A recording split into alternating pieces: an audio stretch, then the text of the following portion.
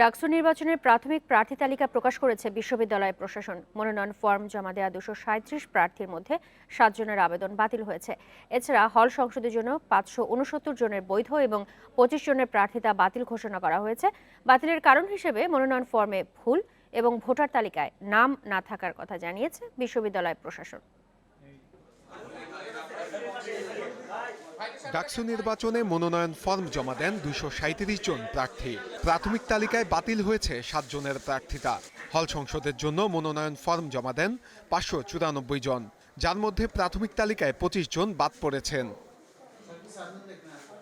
বাদ পড়াদের মধ্যে আছেন ছাত্রলীগ, ছাত্রদল, বাম ছাত্র সংগঠন, কোটা সংস্কার আন্দোলনে নেতৃত্ব দেয়া ছাত্র অধিকার সংরক্ষণ পরিষদের প্রার্থী।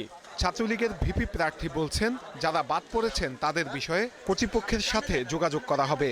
সকল শিক্ষার্থীর চাওয়া পাওয়া এবং তারা কীরকম ঢাকা বিশ্ববিদ্যালয় দেখতে চায় সেই নিয়ে আমরা আমাদের মতামত তাদের কাছে আমরা উপস্থাপন করছি। প্রগতিশীল ছাত্র জোটের অভিযোগ, প্রশাসন ইচ্ছা করেই তাদের প্রার্থী বাদ দিয়েছে। তো আমরা মনে করি এইগুলো করবার মাধ্যমে আমাদের যে প্রগতিশীল প্যানেল সেটিকে দুর্বল করার চেষ্টা করা হচ্ছে। ছাত্রদল এবং ছাত্র অধিকার সংরক্ষণ পরিষদ জানিয়েছে, বাদ পড়াদের প্রার্থিতা ফিরিয়ে না দিলে আইনি লড়াইয়ে নামবে তারা।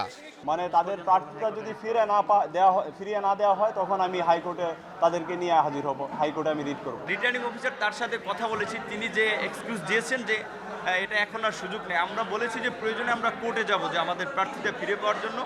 এদিকে বিশ্ববিদ্যালয় প্রশাসন বলছে, আবেদনকারীদের ভুলের কারণেই প্রার্থিতা বাতিল হয়েছে।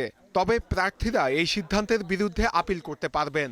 কোনো কারণে নাম বাদ যায় সে আবেদন করতে পারবে, আমরা আবার সেটা কনসিডার করে দেখব যে কী কারণে তার নাম বাদ দেওয়া হয়েছে।